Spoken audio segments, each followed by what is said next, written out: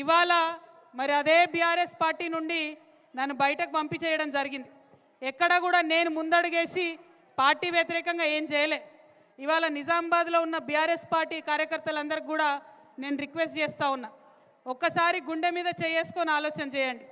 నిజామాబాద్లో నా ఓటమి ఒక కుట్రనా కాదా మీరు ఆలోచన చేయండి. నా ఓటమి జరిగినప్పుడు ఇప్పటికి 5 ఏళ్ళు అవుతుంది.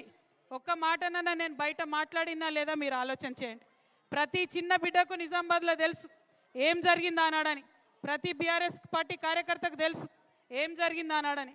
కానీ నేను ఎప్పుడైనా సరే ఆ అవమానాన్ని భరించిన ఎందుకోసం, నాన్నగారి మీద గౌరవంతో, బీఆర్ఎస్ పార్టీ అంటే ప్రేమతోని, తెలంగాణ రాష్ట్రం మంచిగా ఉండాలనేటటువంటి ఆలోచనతో.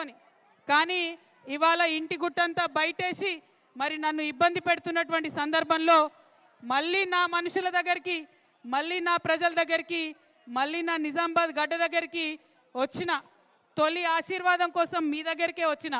ఎందుకంటే ఇవాళ జనం బాట కార్యక్రమం నిజామాబాద్లో ప్రారంభమైతే 33 జిల్లాలు చుట్టి రావాలి. కానీ మొదటి అడుగు మన గడ్డ నుంచే మన కోసమే రావడం జరిగింది.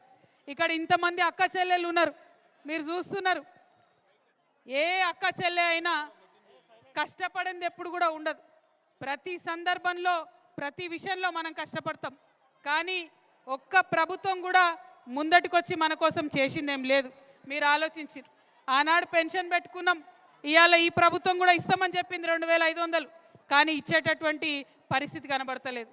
2500 కోసం పిడికిలు బిగించి ఉద్యమం చేయాల్సినటువంటి అవసరం ఉన్నది. ఇవాళ ఉన్నదా లేదా? కావాలా 2500? అడుగులు లేదా? అవసరం లేదా మనకు? అంతేనా? ఇచ్చేటట్టు కనబడతలేడా రేవంత్ రెడ్డి? మరి రేవంత్ రెడ్డి కావచ్చు, ఇంకొకరు కావచ్చు, ప్రభుత్వాలు ఏవైనా ఆడబిడ్డల పట్ల చిన్న చూపు చూస్తున్నారన్న విషయాన్ని మనం గమనించాల్సినటువంటి అవసరం ఉన్నది.